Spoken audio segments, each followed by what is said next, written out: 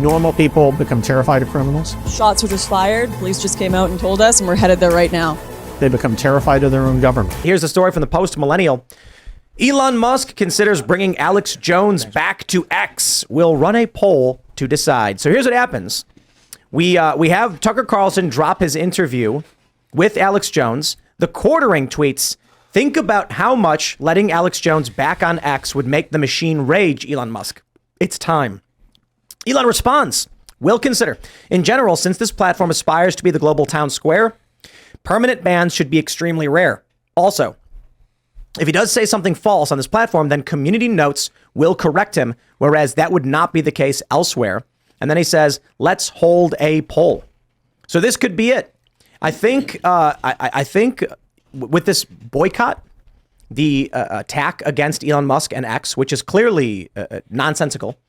Elon earlier was tweeting at Disney because Instagram and Facebook, Meta companies, were sued by the New Mexico AG for advancing, allowing, and facilitating child abuse and all that entails, trafficking, etc., and materials. And so Elon Musk is saying, why are they still advertising on this platform? How come all these advertisers are on Facebook with no problem about something we've all known about now for it's been like a year since the initial reports came out that they were doing this, and no action's been taken, and they're boycotting X.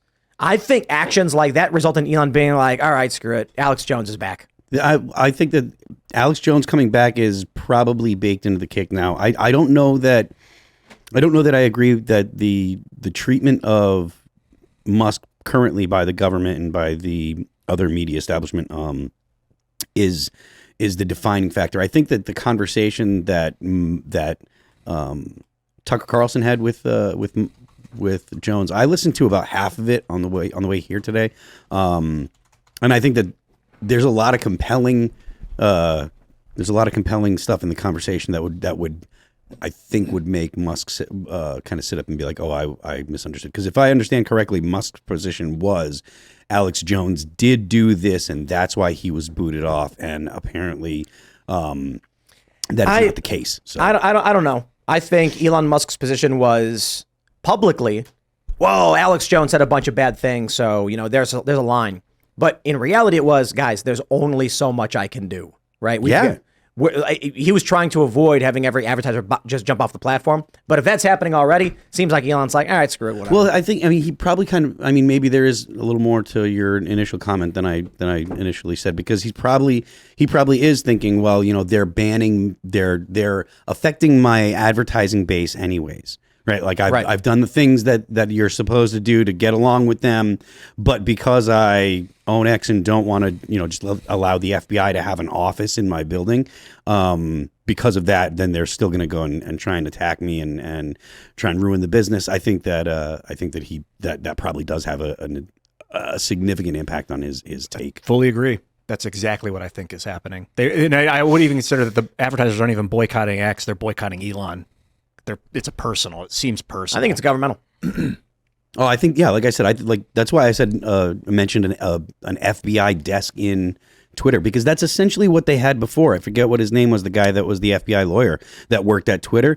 He was the Twitter's top lawyer, but in the same way that you don't leave the intel establishment, like if you get out of, you stop working at CIA and you go to a tech company, you're still working for CIA at a tech company. You still have the connections. You still have you still can talk to the people that you used to work with. And for a fact, the higher ups, the bureau chiefs and stuff, or the higher ups at CIA are calling you up and saying, hey, can you get me this or can you do this, if they want something from the tech company. You could argue that big tech companies can be weaponized. I mean, just like Boeing can be weaponized. They're 100% already part of the military industrial complex. Exactly, but they also make commuter jets, like they'll make commercial airliners, but then machines were weaponized for war, and social media, I think, can also be very, very easily. So are they right? What do you think? Well, I want to ask you, have you worked on any of the weaponization stuff while they're tracking what was going on with collusion? No, I haven't. I'm on Homeland Security, Small Business, and Veterans Affairs. I think it's great. I'd love to see Alex back on X.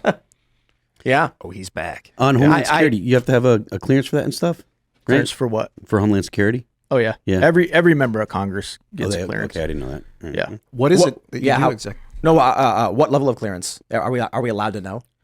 I mean, I don't think secret. there's too much that you're not allowed to see as a member of Congress. No, I mean, like, does the public know the degree of clearance that members of Congress get? Is it publicly known? Like, if you're in Congress, you get top secret or something. Yeah.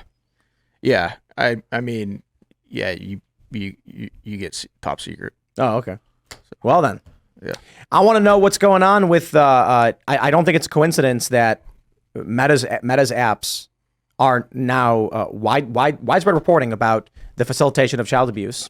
Not a single advertiser cares. The same thing happened I don't with buy it. with the whole January 6th thing. All of the evidence shows that the people that did talk about, going to the protest and possibly rioting or whatever, they were all they were all having conversations on Facebook. And yet the government blamed Parler and went after Parler's infrastructure and basically, torpedoed Parler, saying that people were organizing for the protests and stuff on Parler, when in reality, they were doing it on Facebook. Then it makes me think that there is massive government infrastructure in Facebook, and they're happy to keep it open Absolutely. for business because it's like a honeypot. Absolutely.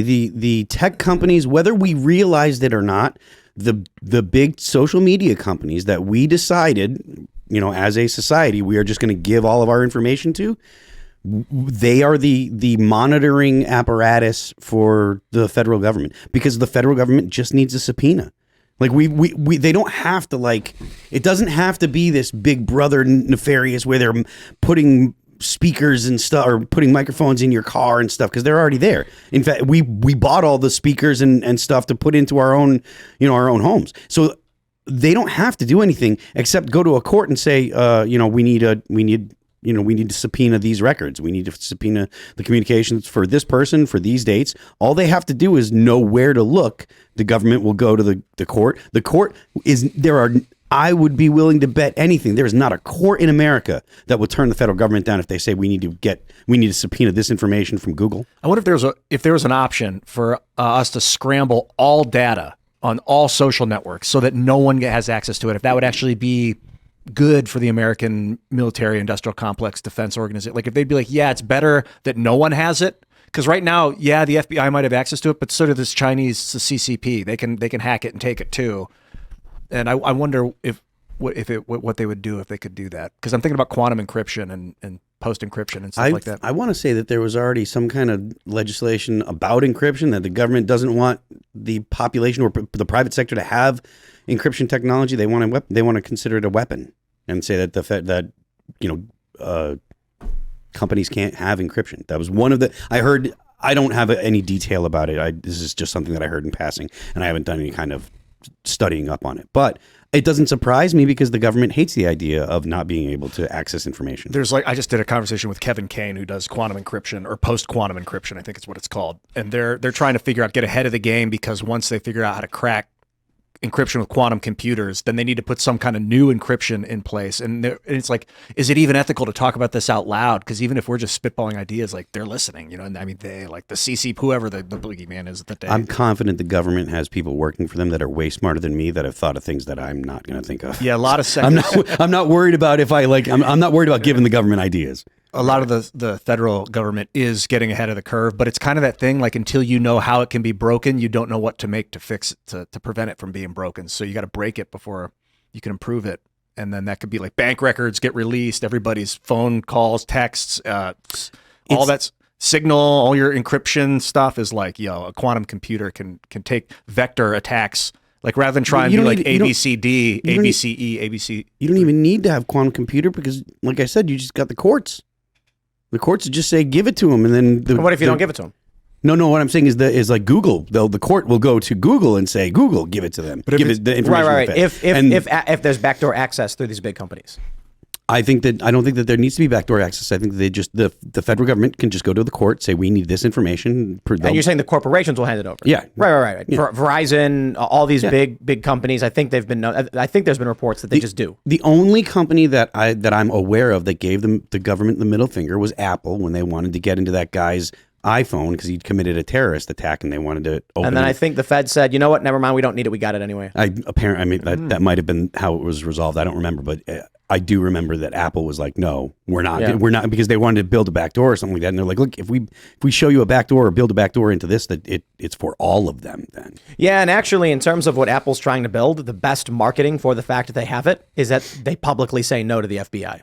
Mm-hmm. And then they're like, nah, we're not giving it to you because we built a thing, and that's good for everyone else, too, so buy our products. I'm thinking Otherwise- if I keep thinking decentralized social media so that the companies don't have access to your messages. They're all encrypted peer-to-peer. But now I'm like, well, if those truly are weapons of war, social media machines and things like that, social media algorithms, we can't or could we decentralize Boeing? That wouldn't make a lot of sense. Because then it becomes a security risk. How do you build a plane when the parts aren't in the same building? You'd have to get them to ship them to their location. And if one of those factories goes down and can't get the bolts over to the main factory to put the aircraft together, the entire thing shuts down.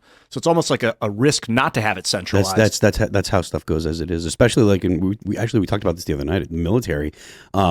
If you're building a complex piece of equipment for the military, they try to spread out the actual parts manufacturing into as many congressional districts as possible. So that way, if you want to get rid of a program, you're getting rid of a bunch of jobs that Congress people are like, you're not taking these jobs from my district. Yeah, I was talking to Congressman Gates about that, and he was telling me that some of the smartest folks, that's how they'll do it with some of these fighter jets and whatnot. Yeah. They'll make sure that a piece is made in every single state. Yeah. That way, if you'll have all the representation fighting to keep that same fighter online, and it's smart, but it I don't know, man. It's definitely not in the best interest of the American people, right? It's an addiction.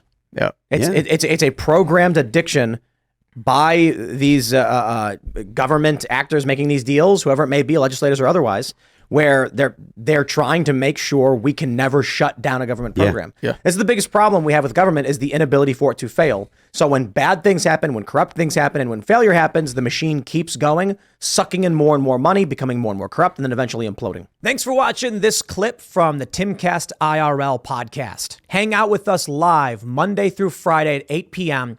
and become a member over at timcast.com for uncensored, members-only shows exclusive. Thanks for hanging out, and we'll see you all next time.